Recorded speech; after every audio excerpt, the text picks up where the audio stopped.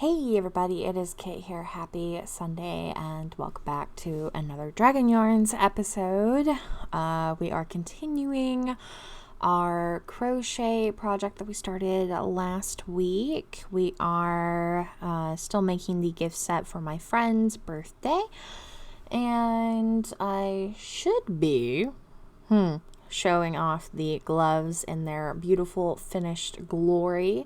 All I did was just sew them up. If somebody wants a tutorial on that, I can do that. I've done it before, but not... Put it this way, I've done it before, but I don't know what video I showed it on. Because there's so many on this playlist, which is insane, but also I'm very proud of myself. Anyway, let me know if you want like an actual tutorial on that. But yeah, so I sewed them up. Thumb holes all good. I think they should work for my friend. The measurement seems pretty good and solid. So the next phase and the next piece is going to be starting the hat. I think what I'm going to do is I'm going to do the hat, then the headband, and then we'll do the scarf because I'm a little concerned on how much purple I have. So I figure I want the hat and gloves and like the headband and the, at least the hat and the gloves to 100% match. Gonna try to get the hat and the headband to match, but as y'all will be able to see, I don't have tons of the lilac left. Yeah, however, on the gray, I did go and find another skein of the gray, and I do believe it's the exact same color, so that's great. So we're at least good on that, and I probably have enough white to get through this and then some on, for other projects. Phew. Okay, so that is where we're at on the yarn stuff, and hopefully I can get most of the hat done this episode, and if not, I'll just try to have it done before next week so we can start the headband. Yeah, so I put up a poll just asking if people wanted Tenets gameplay or a Witch's Debt reading, and unanimously a Witch's Debt reading. So here I am again reading. Scared. I have done this twice now, and I'm still nervous, but I'm not crying this time, so we're good. Okay, so for those who may be tuning in now who have not been around, totally fine, by the way, just I'm acknowledging y'all because Panda actually he left a comment on my poll for YouTube and was like, I don't know what, basically he didn't know what the reading was, but picked gameplay, and it made me kind of realize, like it forced me to realize, I should say, because I'm a little skittish on this stuff, that I've grown, and people actually pay attention to what I post? What? You do what now? Why? But people may not know and probably don't know that I am writing books and I am trying to finish books and, trying to pull my head out of my ass on that one. And also going to be self-publishing with a plan by the end of this year. If I keep saying it, I'm holding my feet to the fire. Yeah, so A Witch's Debt is my own original work that I have already written, but this is the rewrite. It is infinitely better. If I ever... I've thought about reading the original. I'm not sure I'm brave enough. It's better than Lost in Time, and I did read Lost in Time, so there is that. But I'm not sure I'm brave enough. So, I'm changing a lot of things. The core story is still the same. just bits and pieces, of course, changed, added, maybe either removed entirely or just moved. But the story itself follows a young woman named Valerie Winters and also Kieran Green and Charlie Cooper and some other prominent figures, but basically main character is Valerie and then Kieran and then Cooper. There are romance angles to it. It is, as my friend put it, she wants to stab her eyes out, slow burn. She has no patience. She has absolutely no patience. Yeah, slow burn. And it's also a journey of self-discovery and self-growth, in particular for Valerie.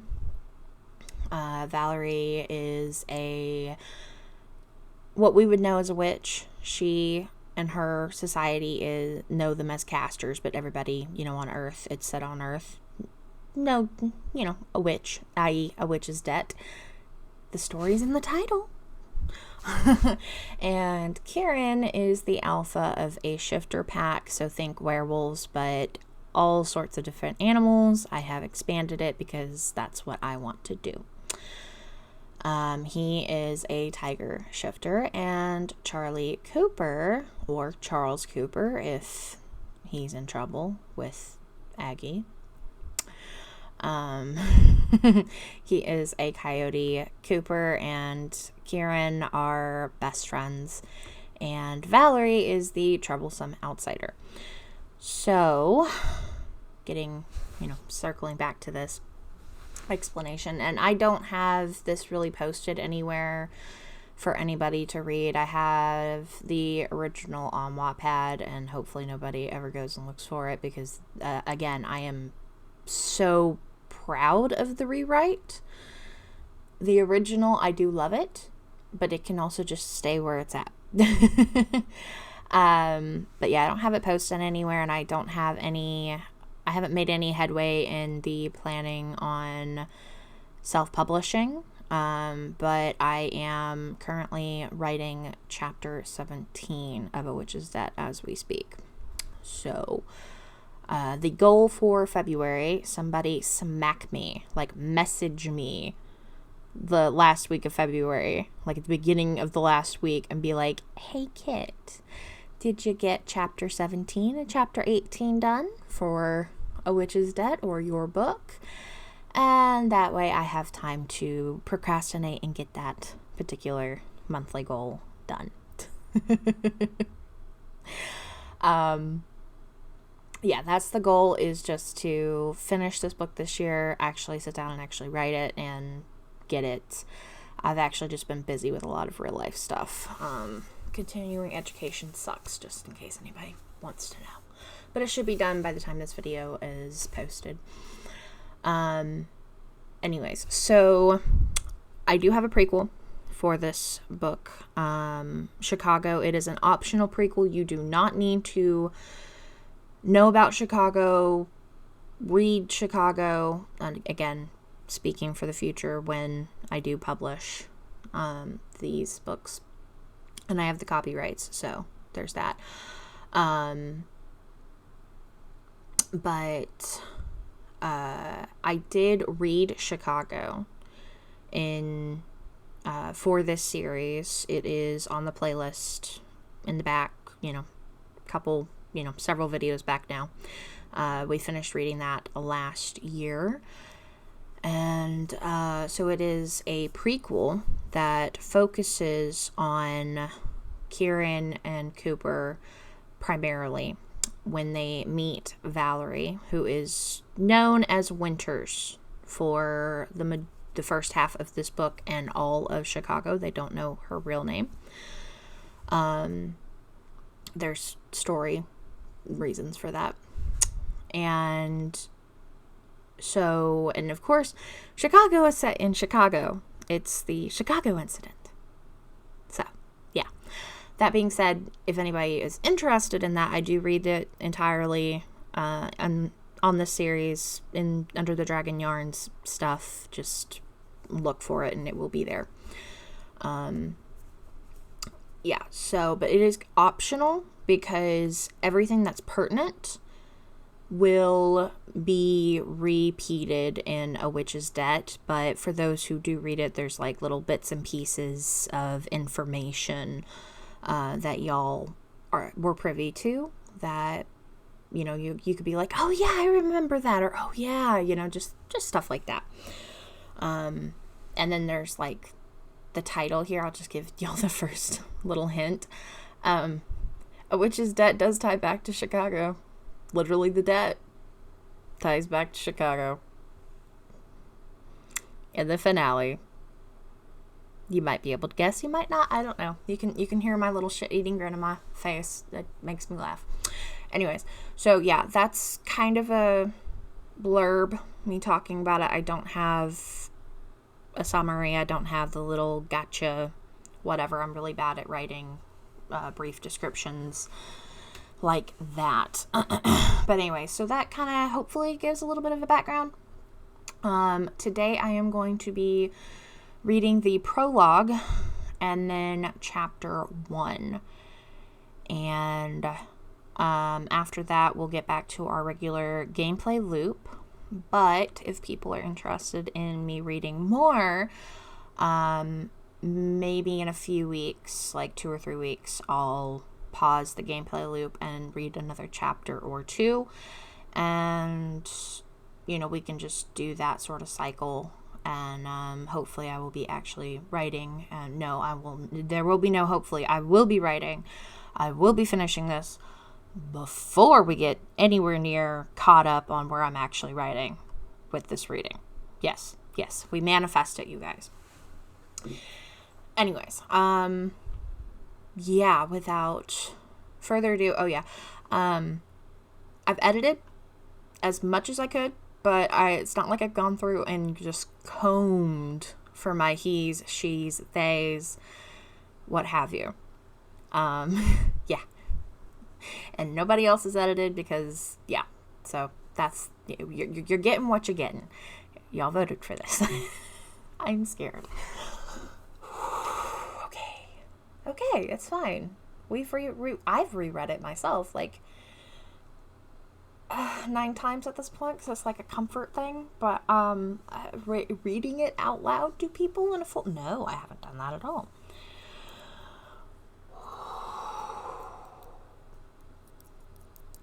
This never gets any easier. Actually, it does. I'm not crying. I don't feel anywhere near like I need to cry. So it is getting easier. Okay.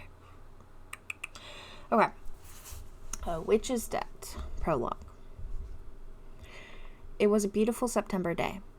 Sunshine radiated from the brilliant blue sky, cascading down to the streets below. Wind tickled the slowly turning leaves clinging to tree branches. It was like a playful stream, touching everything as a gentle breeze. Fallen leaves tumbled down the sidewalk and into the streets of a sleepy suburb. It was a lower to middle-class neighborhood with 7 streets lined with modest 1 or 2 and 2-story houses. There's the first speako typo. Most of the lawns were manicured, and flowers bloomed with splotches of color amongst clean flower beds. Most front lawns had 1 to 2... Okay, I say what I... Never mind. Most than most. Yep. Alright, I'm going to highlight that. I'm not going to do this too much, but if I catch it, I'm going to do it. Most front lawns had 1 to 3 trees to provide shade and draw interest to the real estate, providing that playful wind ample leaves to tickle and tumble. And some yards had more than just leaves to send rolling. One particular yard had a little boy around 12 years of age with a curly mop of blonde hair and sparkling brown eyes. He played quietly, smiling as the wind nipped his nose and teased his blue jacket. The wind seemed to play with him in his quiet game of kickball. Black sneakers sent the purple ball across the yard, and the wind accompanied it, sending it further towards the empty street. He would quietly run to kick it back towards the house, and the wind appeared to follow him, lifting his bangs and lightly touching his face. This delighted the boy, and he continued his quiet game. His great-great-Grammy always said the elements were alive, if only someone were to listen for them. Winds always bring change, boy. His mother and uncles had never understood it, but playing in that yard with the sunshine streaming down on his head, he felt it. The wind was playful, like it revolved around him instead of the laws of nature. It made him smile a little wider and kick the ball a little harder, going further and further towards the quiet street. The next kick sent the ball into the air with a violent swirl of leaves. Bounce. Purple rubber... What did I just say? Purple rubber flattened momentarily onto the patchy green lawn, crunching the grass under its momentum. Thump. It sprang back into the air, and the wind reacted, blowing harder than before with quiet whispers in the wind that only the boy could hear, but he did not understand them. Bounce. He ran with the wind, but it was faster than him. Thud. The ball rolled with the momentum of the playful wind, going onto the clean sidewalk and thunking into the street, rolling and bouncing less and less until it finally thudded against the storm gutter on the other side of the street. The boy stopped short of the empty street, only for the first time noticing how the whispers seemed weird. The wind swirled around him, but it wasn't as playful as before. It was stronger now. Urgent, somehow. Like his mom when they were running late for shifts at the family restaurant, but different. It reminded him of some of the kids at school, how they looked at him. Like he was a bad seed. His mom promised to tell him why when he was older, but he was to stay away from them and keep his head down, to not cause any trouble. He was a good boy. He didn't cause any trouble. He was his mama's helpful boy. He took pride in that. It made him feel good to help people. He wanted to help his family and get rid of their pain. He was the only one who didn't get the weird pain. He promised himself he would when he was bigger. He just had to grow up first. All of a sudden, the whispers stopped, just as suddenly as they had arrived, and when he looked, his ball was gone. Had it fallen into the gutter? He looked left, then right, and seeing no cars coming his way, he hurried across the street to the gutter, getting on his hands and knees to peer into the darkness. Where did his ball go?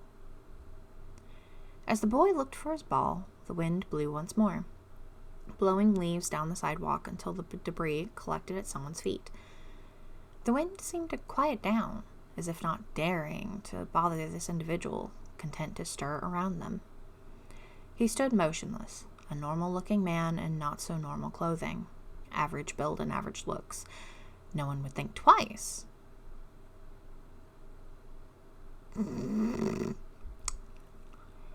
Let's play a drinking game with how many times I can misread and mispronounce words. We'd all be drunk under the table.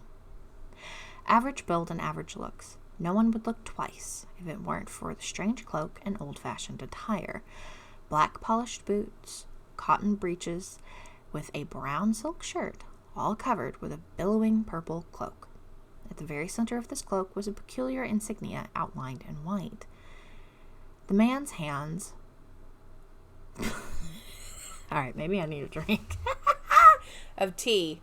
Nothing else. It doesn't help it's midnight. Anyway. In the man's hands was the boy's purple rubber ball. Smooth, unwrinkled skin with nary a callus slowly felt the rubber texture, turning the spherical shape in his soft palms as he examined it. There was nothing special about the ball. It was just a dollar store rubber kickball that was colored purple. But the man looked at it in a strange wonder before he looked around himself, as if seeing his surroundings for the first time. Dark-colored eyes slowly roved over the homes, lawns, and street. brow wrinkling in quiet distaste as he came to personal conclusions about his surroundings. Eventually, his eyes returned to the boy, still looking in the dark hole in the ground. The boy was similar to the youths of his home, but dressed very differently, and from the few minutes he had been quietly observing the child, clearly had different mannerisms. Still, as he stared at the boy, something deep inside of him settled, like a little seed planting itself in the man's subconscious. There was something there, something he could use. The quiet niggling in his mind was all but confirmed when the boy finally looked up and sensed something staring at him, eventually turning to the left to see the man. The boy had power, clearly. No normal mundane could see him. He couldn't be one of the mangy animals, no. And the Nightwalkers could not withstand the sun. No. This boy was like him. That was good. Perhaps this town would be useful for his endeavors after all. The boy in question approached the man now, apprehensive but polite. There was something different about him, and it was something the boy couldn't quite comprehend. He just felt weird. But the man had his ball, and his mama always said people were usually nice if you were kind and polite to them. And he really wanted his ball back. "Good afternoon, sir," he called out, his quiet tone sounding so loud in the absence of the playful wind and ambient environment noise. The boy stopped about 10 feet away from the strange man, eyeing the strange cloak and polished shoes. He had never seen anything like it before, but it was rude to stare at strangers, so he dropped his gaze respectfully and waited for the man to give a response. Instead, the man just stared at the boy, making him fidget slightly. The boy's purple ball slowly turned in the man's hands, the movement showing 3 veins prominently in the man's right wrist. There was something about the movement that had the boy's eyes glued to his hands in what would normally be considered a rude manner, but to the man it only provided intrigue. How could the boy see him? And moreover, what opportunities could this provide? For a long, uncomfortable moment, no one spoke. It took another moment for the boy to pull his gaze away from his turning ball in the man's hands, and another one to look the man in the face, but not quite his eyes. Once again the boy spoke, stuttering but polite. "Sir, thank you for getting my ball. I was afraid it went down into the storm gutter, and I am kind of afraid of the dark." His hands fluttered up like he wanted to catch the ball if the man were to throw it. Only the man did not. Can I have it back, please, sir?" Silence permeated the air, a strange tension swirling in the atmosphere around the boy and the strange man. The man slowly stopped turning the purple ball. The boy struggled to stop fidgeting. Not a single leaf stirred in the air, the wind all but gone.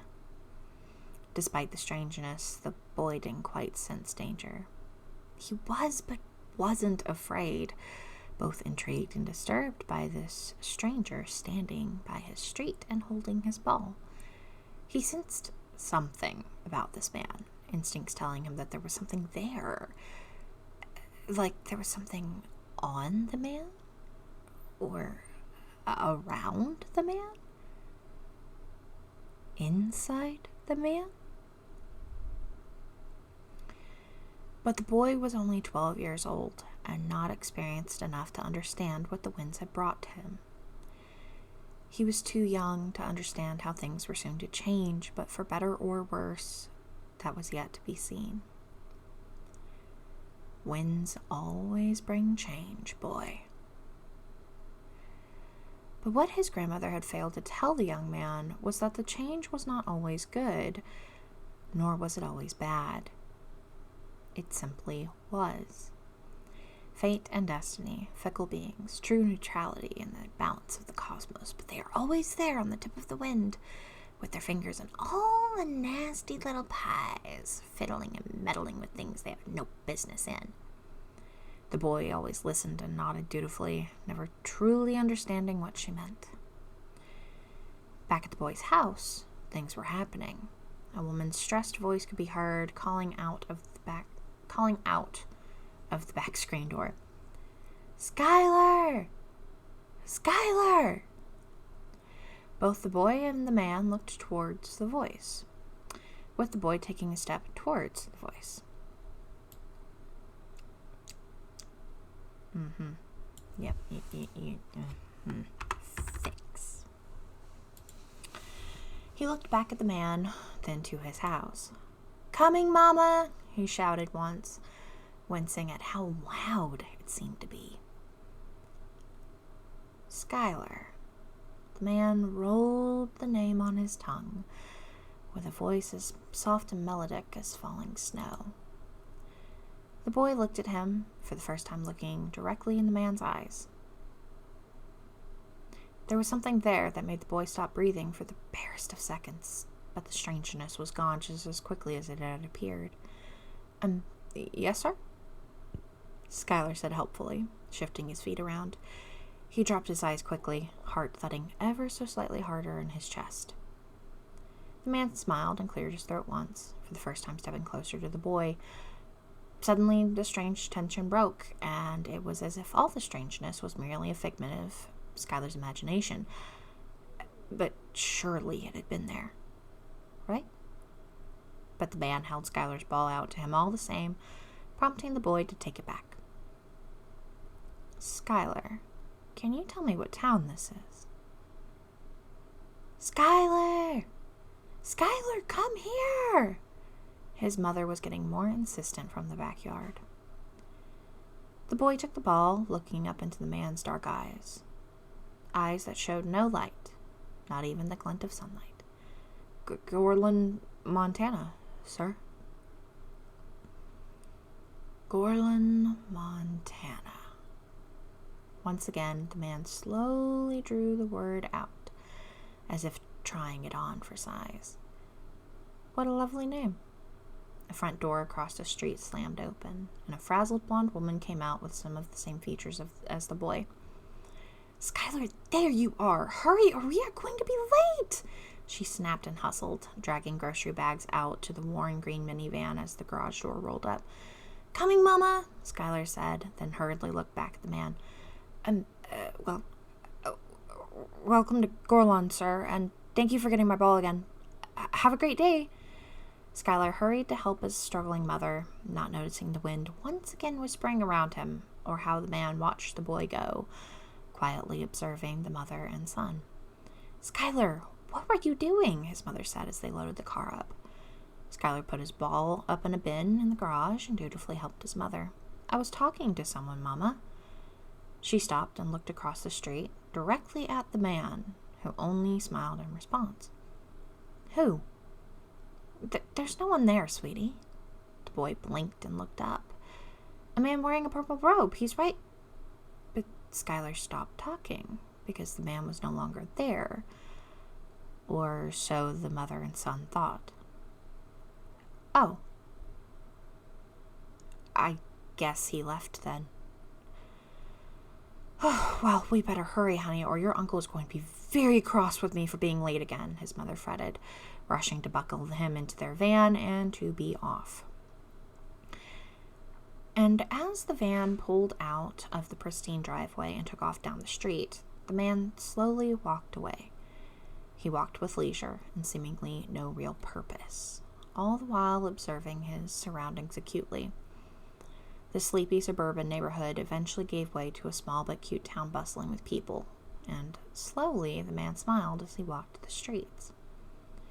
No one ever saw him, magic woven in a tight protective suit clinging to his skin, shielding him from all sight. And as he continued to explore, the smile grew wider and wider. This was going to be perfect. Here, among the bustling humans in this filthy earth realm, he was a nobody. Not a single soul here knew who he was. Here he could be content and run his experiments, finally achieve his dreams and desires, with no one to tell him the wiser. Yes, this Gorlon, Montana, would suit him nicely. And as he walked past a restaurant featuring some variety of red sauce and pale, wiggly, wide lines drawn all over the front windows, he once again saw the boy Skylar inside tending to customers. The man stopped, staring at a single white candle flickering inside the window on the sill. It wouldn't take much. But the boy, he could help. So, he left the candle and the boy, continuing to wander around his new home, excited to explore every single inch. Once again, the wind churned leaves up in the street, wishing and playfully tickling passers-by as they walked. The sunshine warmed the backs of the townsfolk going about their daily business, all too unaware of the newcomer to the small town and what that would entail. The wind brings change, boy. But whether that was a good change or a bad change, only time would tell. So, that was the prologue. Let me get a sip of my tea. Ow. I literally recorded Friday's Little Witch in the Woods last night, and my throat hated me. And then, before I started this up, I made hot tea, but I also recorded Saturday's cooking video. Or I did the voiceover for that literally just before this. Then I fixed my sourdough, and now I'm doing this. And tomorrow I'm probably going to do another Little Witch in the Woods. My throat does not like me right now. And let's not forget, I'm streaming tomorrow, as I am recording this on Thursday. Somebody save me from myself. Okay, but I was excited to do this. Watson, are we good? You are sneezing. No, are you sneezing or are you judging me? Do you have allergies too? I don't have Chewy tonight, so I don't have the judging stare from him, but Watson's starting to do it. Don't you dare sniff at me. Annoying. Okay. So, chapter 1, A Single Spark. I have a little, what would you call this? Like, not quite a footnote, but like just like a little mini header, saying whose point of view it's from, and also saying a year and a half later. So we are now with Valerie Winters, and it is a year and a half later from the prologue. Okay, so a year and a half has gone by since the man and the boy and the ball. One more sip of my tea, and we will get into this with Winters. The Forgotten Places. A collection of realms in a pocket of space long forgotten by most, inhabited by creatures better left alone. Every realm was different, but this one was a haze of red, lonely hills of crimson, eerily moving in the horizon. Howling, angry wind was a constant, similar to a loud, growling giant that never gave any peace to the unfortunate travelers who rarely graced this place. Bones turned to gritty gravel under one's feet, providing awful crunches to the snarling wind. Everything here was hostile. No one was welcome. The denizens of this land would make sure of that. Unfortunately for one woman, she didn't have much of a choice. Haunted blue eyes scanned the horizon from the crest of a crimson sandy dune, looking left then right.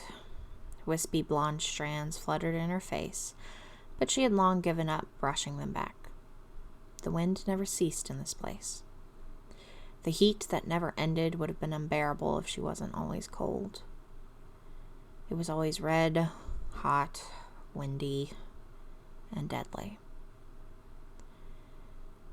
She never liked coming here. But she didn't have a choice, so alas, here she was. Bone fragments and sand shifted under her feet as she crouched on the balls of her feet. Hang on, I'm going to get rid of that first feet because I can just fix that quick. Let's see. Bone fragments and sand shifted under her as she crouched on the balls of her feet. Yep, that's better. Feeling exposed from the top of the dune. At least it's almost...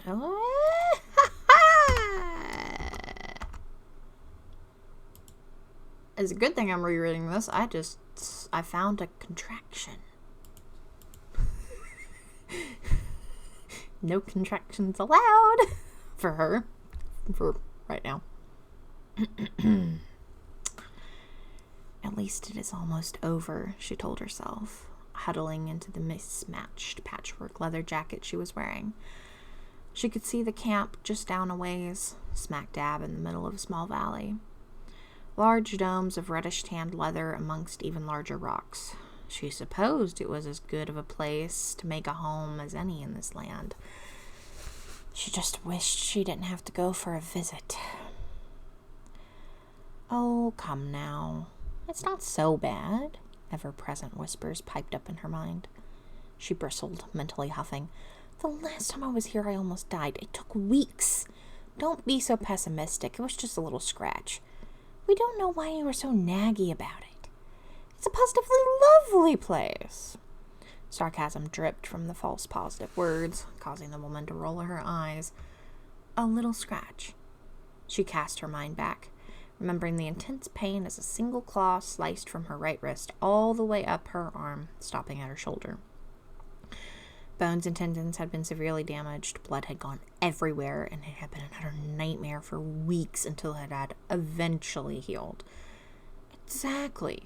Just a little scratch. If you had just avoided the little beastie. Right.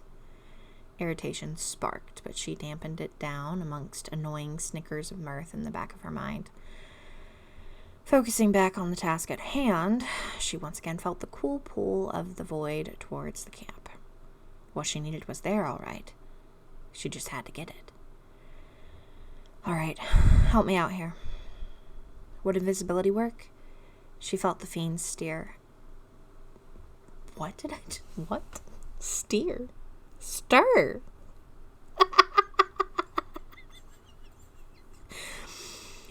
Stir. She felt the fiends stir, a few of them manifesting beside her to slink along the ground, a semi-invisible blob of shadows melding to the crimson sands. They only reached the bottom of the hill before they stopped, feeling magic pull and swirl in the air. No, they can sense the void. They seemed disgruntled by this, matching her feelings exactly. Having the fiends cloak her was usually the easiest and safest way to handle these encounters, but if they could sense her, you probably cannot outrun these champions either, champion. Instead of rejoining her, the detached blob crawled along the ground, feeling the radius for the demon's cursed magic. Her heart sank at just how big the area was. If I hide my scent, do you think that could work? Already her fingers began to pick and fiddle at the air in front of her, reaching for a familiar magic once lost to her. Possibly, although you aren't very sneaky. They would hear a trampling elephant coming with the way you walk. She ignored the childish jab, glancing down briefly to see swirling symbols and strands in the air at her chest, drawn to her pale, lithe fingers. The sight reassured her, steadying the nerves jumping in her stomach. She hated dealing with the demons in the Forgotten Places, especially the ones with enough magic to sense the void. She wasn't strong enough to handle them without it, but somehow she got sent here often. Hang on. Without the void, I mean. I'm just gonna... Are you complaining again? They hissed a few times, quietly laughing in their cacophony of spectral voices. Explain to me why I am here instead of MacLear's champion. MacLear was the void deity reigning over the Forgotten Places, meant to keep the demons in check. This was not her territory. Why his champion wasn't here retrieving magical artifacts was beyond her, but perhaps the fiends would know. Which champion? Champion? She sighed at the innocence in their tone. The plaything or the real one? Remind me why I talked to you again? Of course she meant the real one. The fiends just didn't want to answer her question. Why don't you ask Zol the next time you see her instead of wasting time? Now, you are the one running this gig. How would you like to proceed? The mention of her boss reminded the woman of why she was there, as did the incessant tugging of the void towards the camp. Zol wanted the artifact, therefore Zol would have the artifact. That was the way of things. So she sighed, letting go of the glowing strands at her fingertips to stand up, thinking for a moment. Zol hadn't exactly been clear with the conditions for this retrieval. Champion, I require this of you. Go along to the demon realm and find an object matching this magical trace. Bring it back to me. Go now. There was nothing on if she could be seen. Could she harm the demons? Would there be trouble? She hated it when her boss gave her so little to work with. How was she supposed to maintain the blurry lines if she couldn't see them? Tension between the void entities was already bad enough on a good day, and she certainly didn't need to make them any worse by accidentally killing someone else's people. We could probably harm these ones. Probably. The fiend sounded thoughtful, murmuring in the back of her mind. Probably was not very reassuring, but as she felt the fiends move across the red sands and the wind howling in her ears, she realized there really was only one option left to them, given her skill set and the challenge that they faced, given the cursed magic. Would it be possible for all of you to distract them, but not kill them, allowing me to run in and take the artifact? If the fiends would do that for her, then this might work, allowing her to avoid using her unstable magic. No magic meant no cost, which meant no blood trail for the scent-sensitive demons to potentially track her with. All she had to do was collect the artifact and make it to a rift to get back to Earth, which presented another problem. Where is the nearest place you can open a rift? Another reason she disliked the Forgotten Places was the rogue magic and the atmosphere here. The realms were constantly shifting and changing, a highly unstable plane of magic that she couldn't quite get a read on. Some of the realms were stable enough to open a rift anywhere, but she knew from previous experience that this one only had specific places where the void could open a rift between realms. Sometimes they were nearby, and other times they were miles away. The best place for you and your pathetic physique would be on the other side of this valley.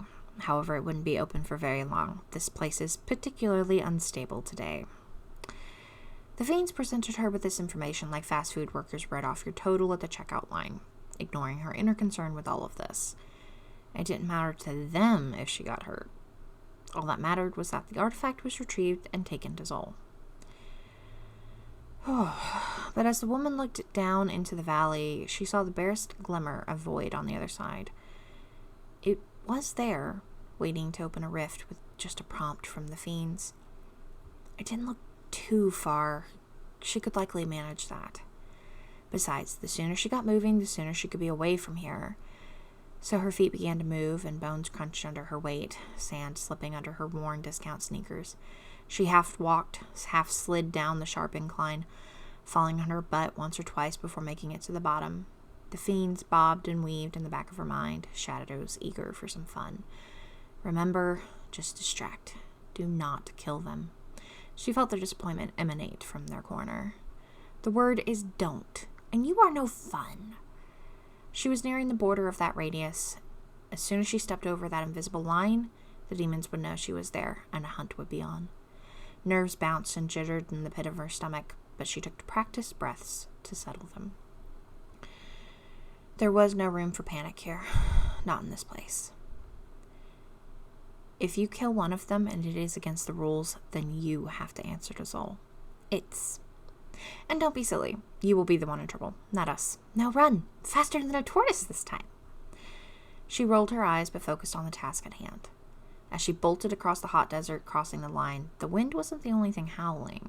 Shrieks of blood-curdling, angry hunger hit her eardrums. 1, 2, 3. 3 demons. 3 big problems. If they caught her. The fiend snickered, delighted with this hunt as they materialized in the sand beside her, moving faster than her with ease, blobs of void, fang, and claw. Remember, do not kill them! Laughter was the only response. Already panting from her short run, she forced herself to run faster. The sooner you get into the camp and take the artifact, the less damage they will cause, she told herself over and over, dashing to a nearby large rock for cover. Panting heavily, she already tasted copper on her tongue. Clinging to the jagged rock with trembling fingers, she quickly scanned the camp. There were 6 covered domes that the demons used for shelter, all in a circle around a large fire. Flames wildly jerked around in the wind, searing some sort of prey animal skewered on a large spit. There was scant else in the clearing beside the 6 shelters and the bonfire, save for 2 of the 3 demons. Her short, panting breaths caught in her throat at just how grotesque these creatures were.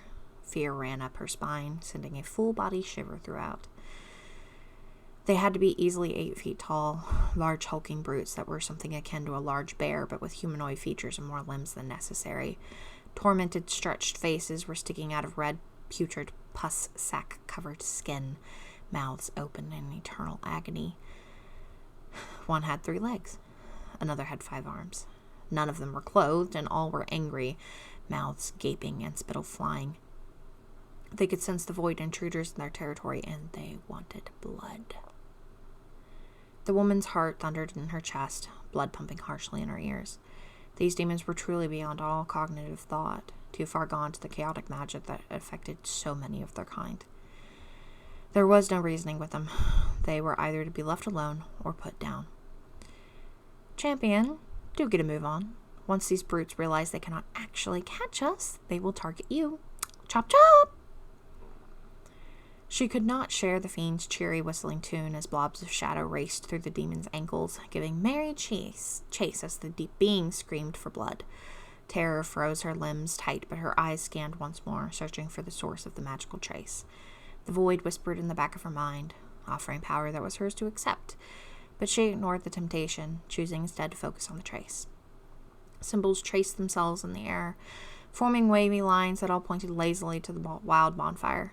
It took her one long moment to realize why. There was a hammer at the very center of the bonfire. It was a fat, molten hot thing, and as her eyes spotted it, her gaze locked onto it without her will, and every fiber of her being came alive. The void took control of its champion, tired of her resistance, urging her to step forward into the fray, away from the safety of the rock and towards the artifact of Zol's desire. It did not care for her mortal fear. She was a champion of Zol, immortal no longer. It was high time that she accepted her fate. Her feet crunched under sand and bone. Her heart thudded in her chest. The pull of the void was too strong to resist. Her mind raced as her body was propelled forward against her will. That fire would burn her. Absolutely. If she could stop moving, she might be able to grasp it telekinetically, but that was likely to fail as it always did. Her eyes roamed over the fire, more and more symbols and strands materializing in the air, telling her things that most others couldn't see. That fire was not normal. And the hammer was the source. Of course. How else would a fire survive in this land except by magic? No wonder the demons wanted it. Take it. A soundless voice surrounded the frightened young woman, the powering chill creeping into her bones, wrapping itself around her very soul. It was Zol's will. It was the Void's will. Trust us. It was all it asked of the woman. No. That was all it asked of the young woman, as if it were that simple. It never had been that simple. Past lessons and grudges were hard to overcome, but on the daily, she didn't have a choice. She could either trust the Void this time, and the next, or it would force her to do whatever was needed. Such was the champion's way. Her footsteps continued despite her trepidations and fear all the way to the roaring bonfire. The hammer was just feet away, surrounded by molten flames.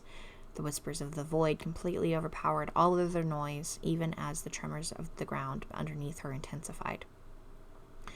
The demons knew she was there. Nothing was protecting her from sight. Soon they would abandon their fruitless chase for the teasing shadows and hunt the far weaker, fleshy target. Trust, it whispered. She watched her right hand reach into the flames, completely uncontrolled by herself. The whispers were almost too much, strands and symbols glowing in the air around her, the ones flaking from her outstretched arm completely of the Void. A cool, isolating power emanated from her as the flames lapped at her skin. There was no pain, but she didn't feel like herself. She was not in control. The Void felt foreign to her, despite being bound to it for the past however many years, even now as it completely took her over. She watched her hand reach further into the flames, followed by her arm, then her feet, up her body. The flames got bigger and brighter, and she found herself in the fire, hot and cold warring along her skin. She breathed in smoke. Flames danced up and down her body. The power of the Void coated her with a protective film, cool like ice, numbing and healing what damage was done nearly as fast as it was sustained. Her hand grasped the molten hot metal of the hammer, and she cried out with the blistering pain, overwhelmed by the strangeness of it all. Hot, cold, out of control. She was a puppet in her own body, but her mind was hers. It was maddening. "Look out, champion! Run!" the fiends warned her. But she heard their whispers too late, still entranced by the overpowering swell of the Void and the pain of the fire and hammer. Large, rough fingers gripped her slim body with great force, squeezing as she was plucked from the flames. Unlike her, the demon did not care about the pain of open flame. Spittle sloshed in her face and on her hair as it roared, a large gaping mouth with yellowed, cracking but pointed teeth suddenly in front of her. Gasping and gagging on the disgusting spit, she wrestled and fought against the Void's impossible hold, wiggling in the demon's grip, trying to free herself to do something. Her arms were pinned, the hammer burning her right leg and the demon's palm. Wide, panicked blue eyes flickered from the open mouth to the sheltered dome surrounding them, focusing on the one just over the demon's right shoulder.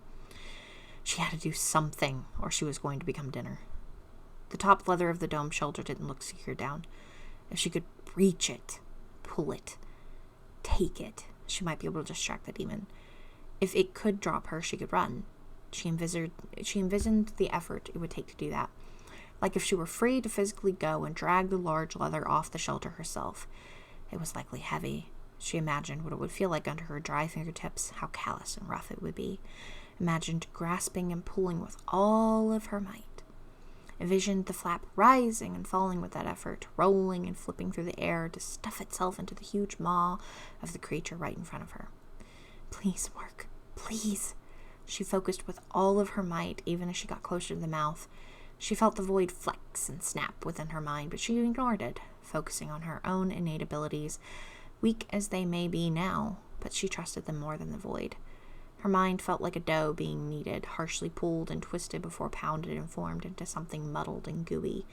The effort to sustain two different magics at once, one more powerful than the other. Please. Pain seared across her nervous system. Stars danced in her eyes. She felt the invisible force reach out and touch the top leather, pulling and tugging it into the air.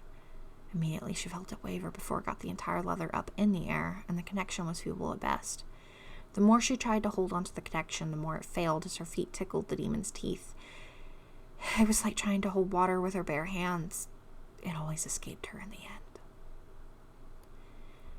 "Oh, stop panicking. We've got you," the fiends whispered brightly, cackling with amusement as they crawled up the demon, clawing flesh and leaving trails of yellowish-green liquid to trail downwards.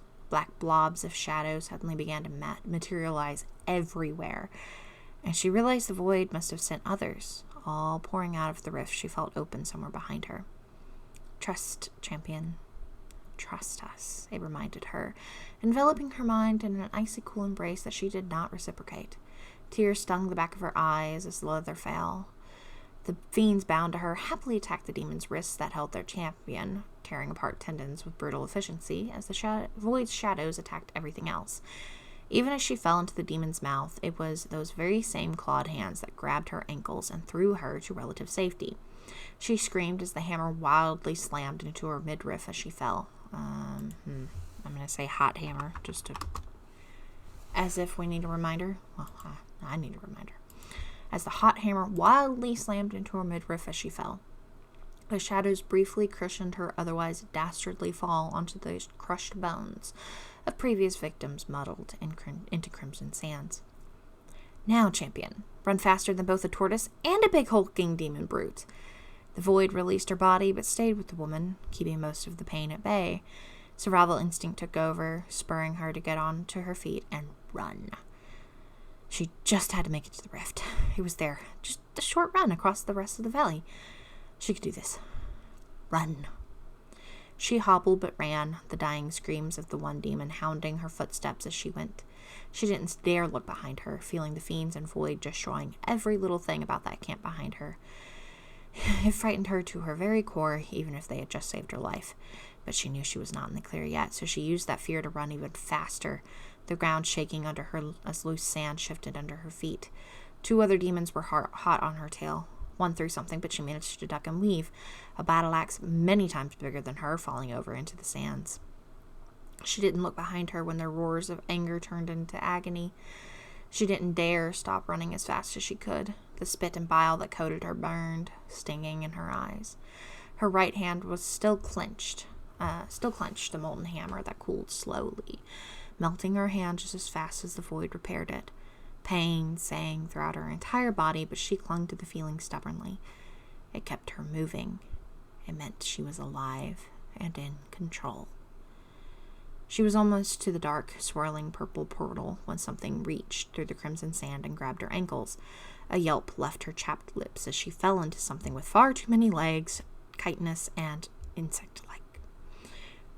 She heard a weird hiss and saw a small glob of acid fly through the air at wicked speed. She jerked her head to the left at the last second, but it was just barely too late. Crying out in pain as flecks of acid hit her bare cheek and right eye. Her eyelids flinched shut as she screamed, pain becoming too much to bear. She kicked and thrashed, sneakers hitting something with a crunch. The void flexed and reacted, once again wresting control from her to swing the hammer into the creature blindly, over and over again. It was still hot and molten, and she was suddenly dropped by the creature as it screeched and darted across the sand, leaving her behind. "Run, champion, quick! It's just ahead of you, you can do it!" Gasping as tears fell down her ruined face, she hobbled and ran blindly. She tripped multiple times, twisting her ankles on things she couldn't see. All she could think of was survive and run. She felt the void right there, waiting to take control again, pushing on her frail consciousness, always offering her power. The power to heal the damage done, power to not feel that pain any longer. She ignored it and kept running, stubbornly clinging to the pain and pushing away the numbing power. She had never been more grateful for a rift in her life when she finally crossed through, falling to battered knees on earth and ground. The rift quietly shut behind her, severing the connection between the forgotten places and wherever she was now. Immediately she held her right hand out and felt for the fiends. "Take it to her. Champion, you're heavily injured. You should take it. Take it," Now. Tears made the pain in her eye worse. The numbing of the void made her remember things she wished she could forget. The deep aching sorrow in her chest made everything worse. Leave me and go take it to her before she gets upset. Reluctantly, she felt the fiends tug the hammer from her shaking hand. If you would just accept what we are offering, I said go. I will be fine. Do not get all sentimental on me now. That time is long past. Irritation and anger rose within her as she felt their ever so slight concern. They had never cared. Why start now? The question was silent, but they felt it all the same. You cannot still be mad at us. That was so long ago and everything... Now. In desperation, the woman reached for the loathed void, taking just a small portion of the power always available to her and using it to shove the fiends back. Her intent was clear. Leave her and go back to Zol. She was still angry, and they couldn't understand why. Then again, their champion was more mortal than not, and that was something they had never been. So, disgruntled and belligerent, they did as she willed. As you wish. Champion. Finally, they left her alone, snickering as they used the title she hated. The hammer and fiends disappeared somewhere beside her, and she held in all of her fury, taking deep breaths and counting to 10. Magic swirled and flexed along her beaten and burned skin, drawn to her emotional turmoil. Sniffling, she maneuvered herself to lay on her back, groaning with every little movement. Hydration break.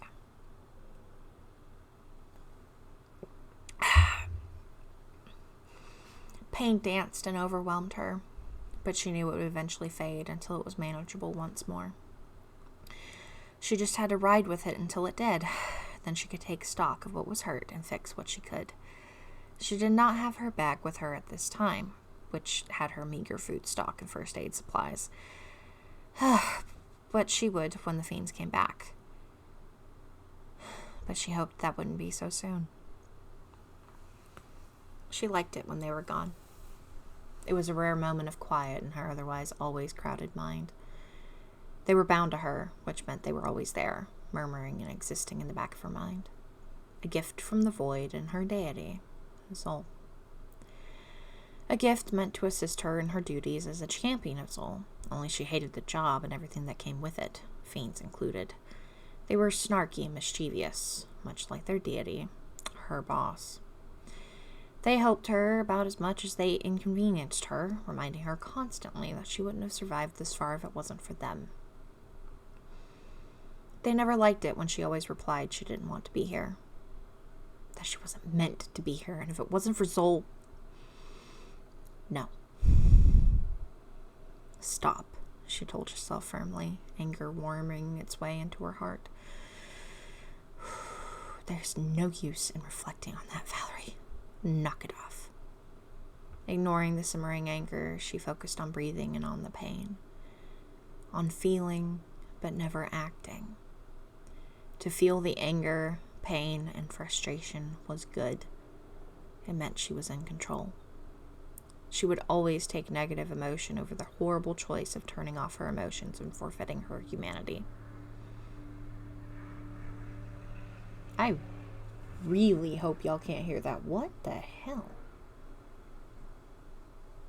It is 12:45 a.m. and I just heard a motorcycle revving and going as fast as freaking possible, it seems, down my little old country road. I'm not even, I'm 6 acres away from the main road. I mean, sure, we're the corner lot, but still. What the heck? Ugh, okay. Sorry. I really hope y'all didn't hear that. That was loud.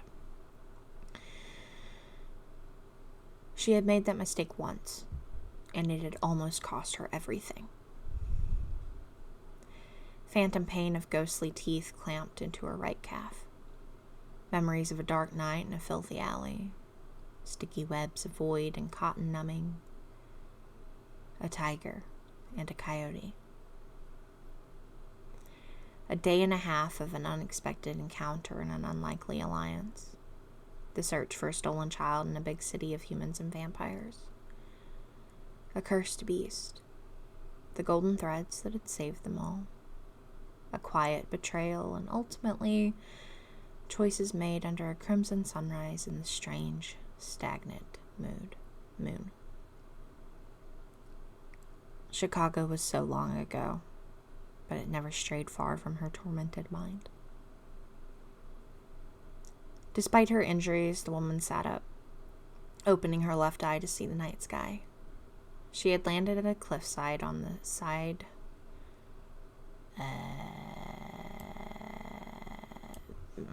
hang on. Sometimes reading this out loud really helps. Okay. She had landed on a cliff on the side of a tall mountain covered in a pine forest. A dense bramble thicket was mere feet behind her, and only a few feet forward was a sheer drop-off to oblivion. Night cicadas sang their song under a covered full moon, thick clouds blotting out the stars in the sky. The scent of a coming storm washed her olfactory senses of foul odors, demonic flesh, and harsh flame. The scent of a coming storm washed her olfactory senses of foul odors, demonic flesh, and harsh flame. In the far distance, she saw little twinkling lights, the sign of human technology and civilization. Breathing through the pain, she slowly scooted forward in the dirt and loose gravel until her legs hung over the jagged cliff edge, bravely peering down into the darkness. She was so high up she couldn't see anything, but she imagined there would be more trees, perhaps a source of flowing water. A cool, brisk wind blew and slapped at her weakened figure. She winced but embraced it, relishing the cold. Logic dictated this would be a good time to take stock of her injuries and plan on what would be needed to recover, to begin to relocate to a shelter and find some form of nourishment so that she would be ready when Zol called on her again. It was what a good champion did, and what she had done so many times over the years. Yet even as she knew logically she should do these things, she did not. The fiends rarely let her be. She could count on one hand the amount of times she had had her mind to herself these past few... months? Years? Decades? The lines of time were blurry when you were a champion. Or perhaps she just didn't pay that much attention, but this was a rare moment that she had to herself, and despite knowing better, she took it to reflect on something that was never far from her mind. Chicago. The tiger. Kieran Green. The coyote. Charles Cooper. The choices that were made.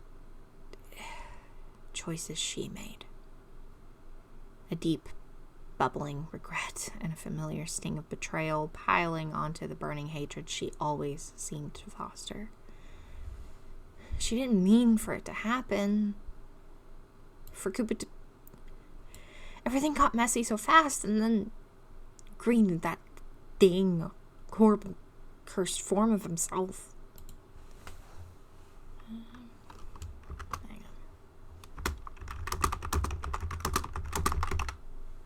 Very bad time to write that, but... It was all her fault. No matter what way she looked at it. If she hadn't intervened, if she had only observed and done as she was told, then perhaps none of it would have happened. Perhaps Green would not have lost control. Maybe Cooper wouldn't have nearly died. If she hadn't spoken to them that fateful night, she wouldn't have had to steal a power that was not hers to take. So many possibilities. Yet what does it matter? It happened.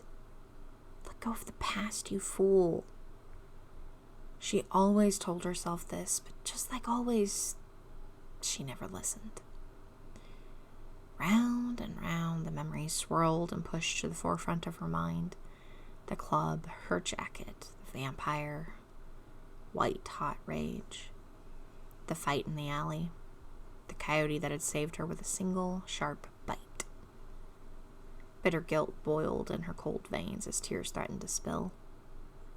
They had saved her from a fate worse than death, and how had she repaid them?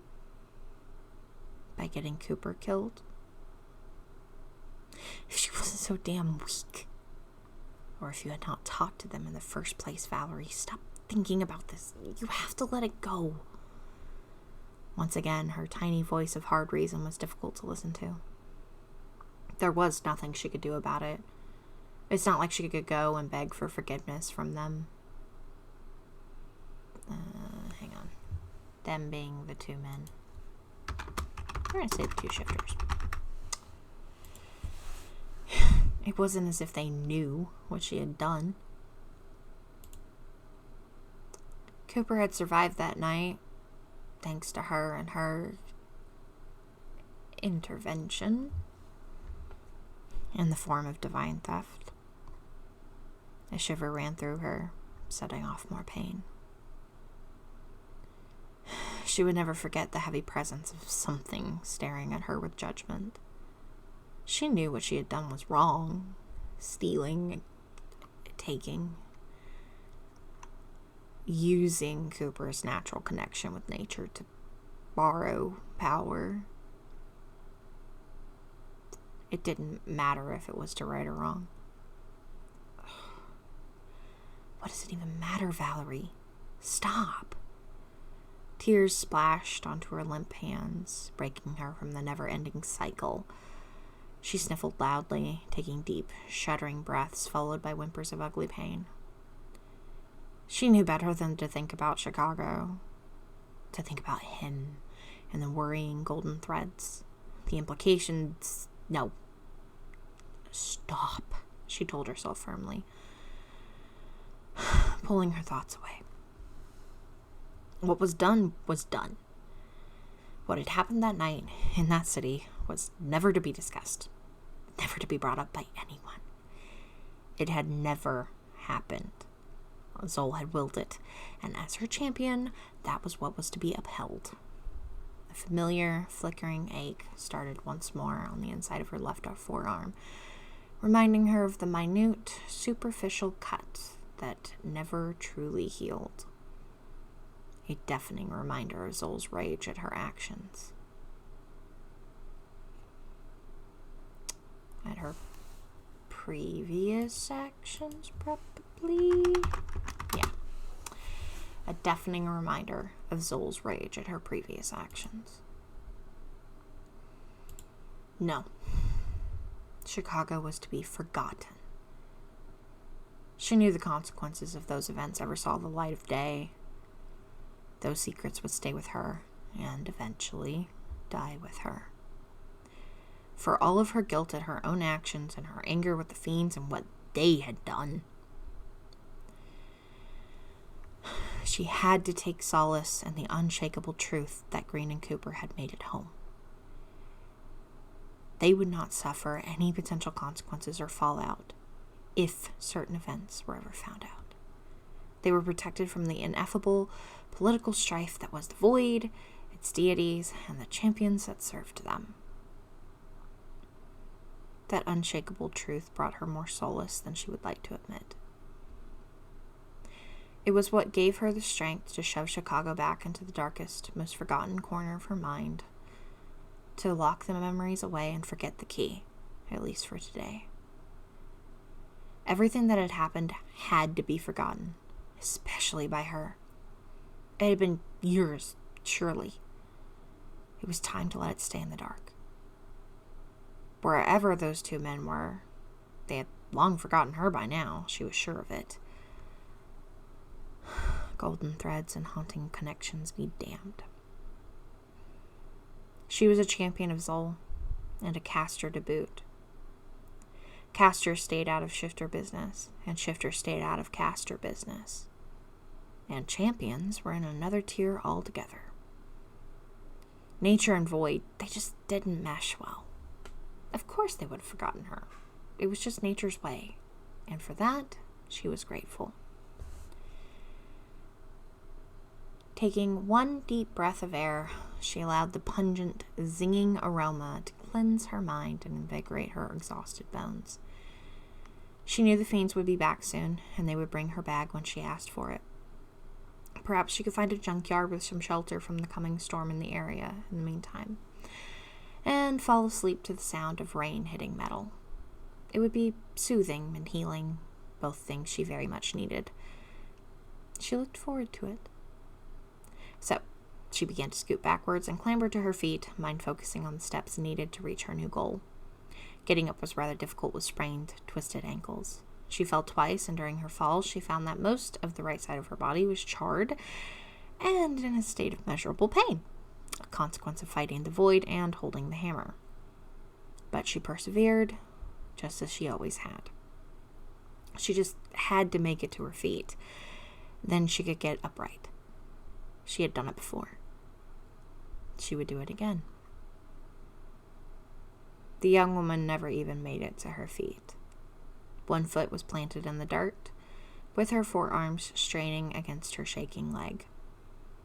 She didn't notice her surroundings begin to violently change in the quickest of seconds. Even if she had, there was nothing she could have done. Lightning was not something anyone could readily prepare for, even under the best of conditions.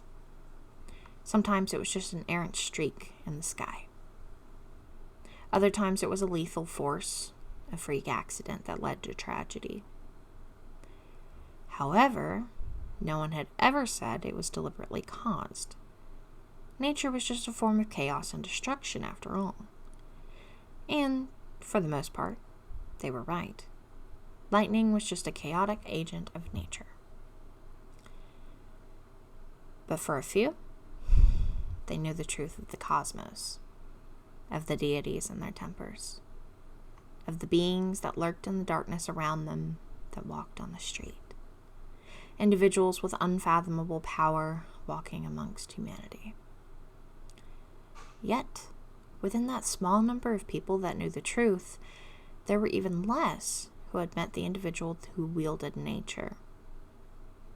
Indeed, there was Mother Nature, and she could be kind to those she liked.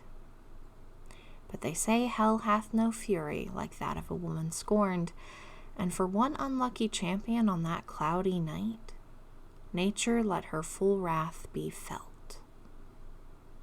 And all it took was just one lone spark. And that's the end of chapter 1. Now we know why it's... See, a single spark.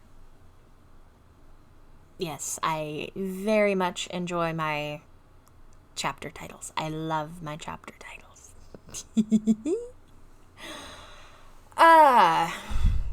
Yep, so Chicago already referenced, and we are only on page 18. Yeah. So Chicago is going to be a theme for 4 books. Chicago is the ugly elephant of the gifts that just keeps getting regifted. It comes up quite a bit. For various reasons, good and bad. And for Valerie, a lot of bad things happened in Chicago, but also she was given the gift of having free will again in Chicago. And for that is a really big deal for her.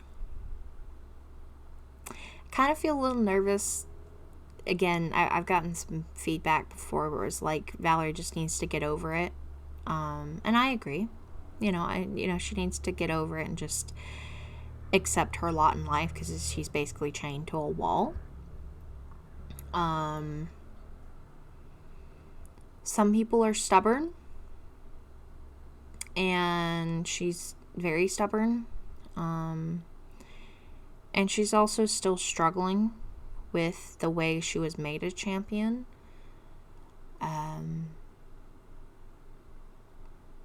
You know, I could go into the particulars, but all I'm going to say was that it was forced on her, basically like a chess game, or where she thought she was playing 3D chess, and she almost won. It was like somebody cheated the game. Actually, no, that's exactly what they did. That's exactly what Zol did. She went, oh, okay, I'm just going to take your piece away. Oh, you checkmate me? No, I'm just going to take your king. I'm literally going to reach across the board and just pick it up. Like, that's literally what Zol did. And how do you stop that when it's a god? Yeah, and Valerie's never really been one to just lay down and take it. And because of the way things that happened and just the way that it happens, she was angry for a long time, and then she did get over it. She got with the program. She said yes to being a good little champion, and that bit her in the ass because she suddenly had no free will, very little free thought, just felt like numb cotton and just went with emotions for years and years and years. And deep down, she knew something was wrong. She didn't like it at all. It was no, you know. And then a coyote in an alleyway in Chicago bit her. And she's not sure why, but it was that bite that was able to break through the cotton numbing, and suddenly she could turn her humanity back on. She could have a certain measure of free will again, at the very least. Like, her thoughts weren't controlled. And then she screwed both of the men over and got Cooper killed. Yep, that's a wonderful way of repaying such a gift, huh? And the other thing I do want to point out, because Valerie is very hard on herself, the other issue with her is that she doesn't have a home. She doesn't have a family. It is literally her and the fiends. So she is constantly surrounded by this reminder of she's living the life that she did not choose. And Chicago brings a certain measure of comfort, even if it's a source of guilt and like immeasurable guilt for her. And it was something different in her otherwise same color life, where she doesn't really see any change going on soon. Like, she doesn't know what day it is. She doesn't know what time it is. There's no reason to know these things. It's not a good existence. But Chicago, it's like the one book you've ever read in your life. You're going to think about it over and over, you know. And of course she's guilty and, you know, feels guilt and everything else, and she's been struggling with that since events happened that led her down this path. But, you know, it is what it is. So this is why I say it is a journey of self-growth for Valerie, and not just a romance. And there's growth for Kieran as well. Not as much, and not along the same lines as Valerie, because Kieran's a lot further on in the whole self-growth category. And also, it's not like he has, you know, a god controlling his every move. He's a free man. He does what he wants, and he's had several years to get himself sorted in that aspect. Valerie's not. Valerie is technically 23, but she kind of stopped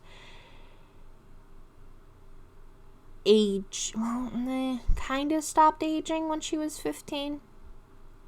She looks like she's barely 18.